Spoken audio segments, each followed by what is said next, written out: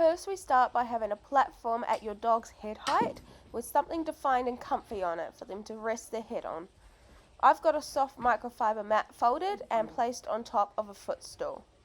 The reason we use something defined like the microfiber mat is A, because it makes the resting area a lot more comfortable, and B, you can easily move it to different places such as your lap or a sofa and make it a whole lot easier for your dog to remember what it is you need them to do.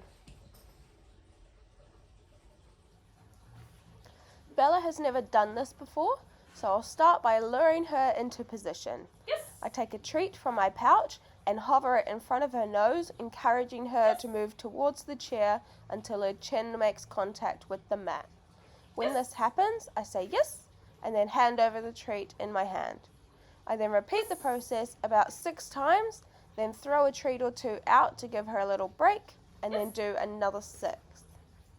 When you're picking which object you want your dog to do their chin rest on, make sure it's long enough so your dog can't just hop over it and that they have to stretch and almost lean on it, as this is what by default creates your chin rest.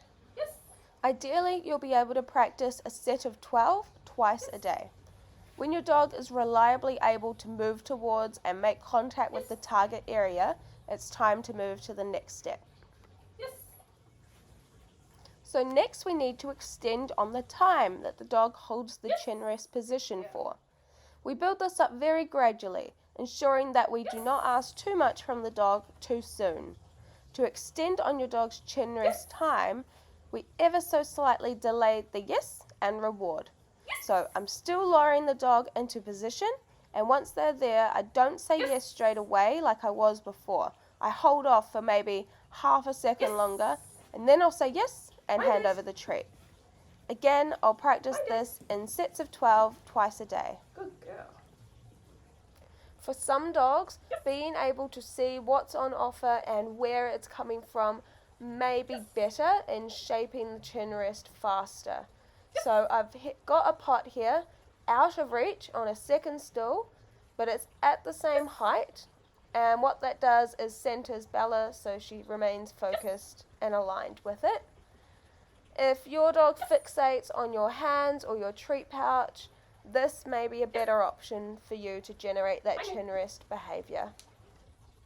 Yes. Good girl. We have to remember that even after a few repetitions, our dogs are not necessarily clear about what we're asking and may offer other behaviors. Here, Bella decides that maybe I want her to jump on the stool. I don't, but I don't correct her or tell her off for it. I simply use the lure in my hand to encourage her back off the stool and then guide her into the chin rest position again. Yes. Over time, you can start to delay the reward more and increase the time your dog holds their chin rest position for. When you get to this stage, it's important not to ask more of your dog on consecutive repetitions. If they do a really good attempt and successfully hold their chin rest for a longer time, always follow this by making it easier for them on the next one. Next, we need to put a word to the chin rest. I'm going to use the word rest, but you can pick any word you like as long as it doesn't sound similar to any other cues you've taught in the past. On this set, I'm continuing on with intermittently increasing the time Bella holds her chin rest for, and I'm also adding in a word right before I lure her into position.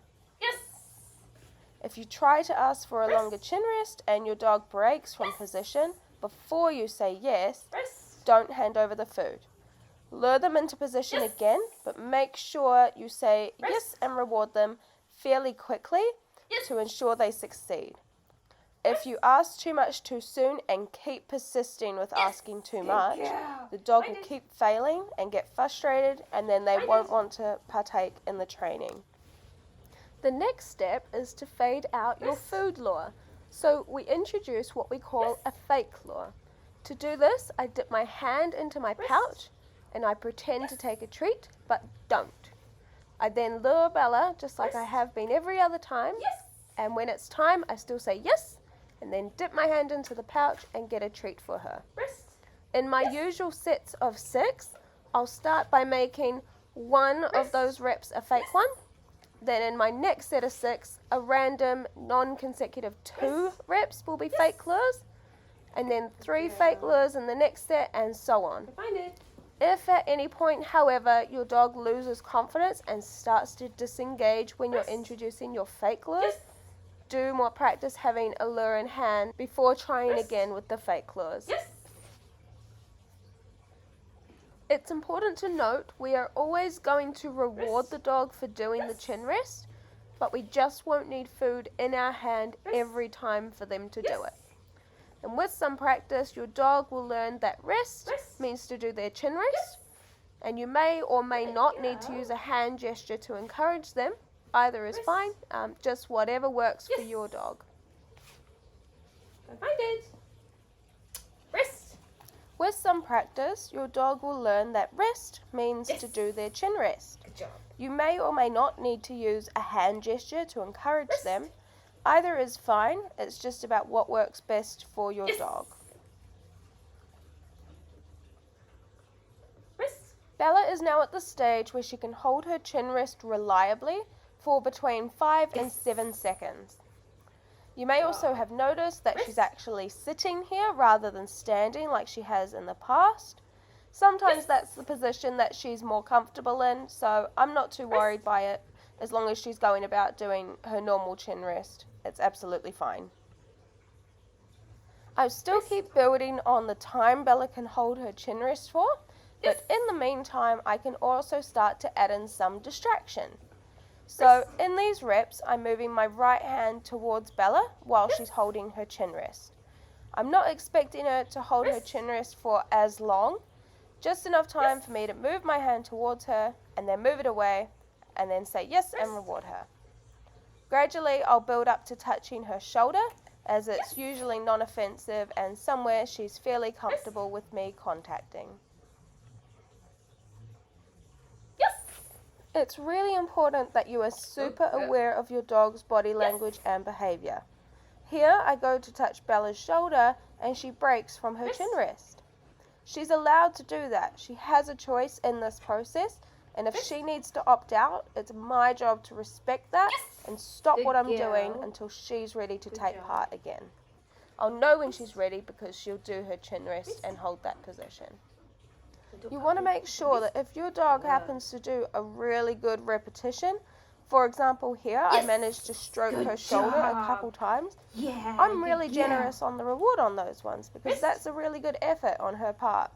And just as before, if she does a really good one, I'm always going to follow that with something easy.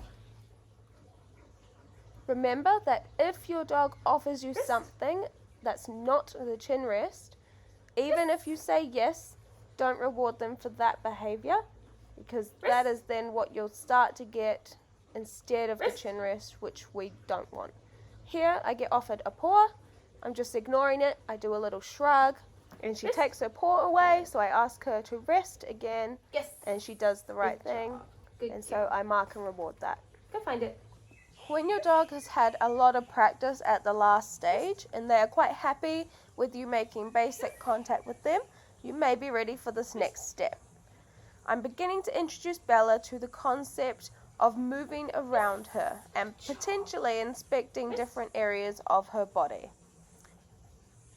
I start by standing in front of her and I'm taking small steps to the sides while still ensuring I'm remaining in her visual range. Over time, I progress to moving alongside Bella. When she's comfortable with my movement around her, I start to add in contact on non-offensive places, such as her shoulder or side. On any occasion where I inspect other body parts, such as her ears here, I'll always start with contact on her side or shoulder and move my hand from there so she can feel where I'm going to inspect, rather than it just being a sudden surprise.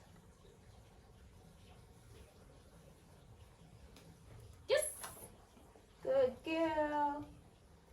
After a couple of higher pressure repetitions, I want to make sure to always finish on a couple of easy, basic, no pressure reps, Wrist. just to keep confidence high and finish always on a good Yes. note.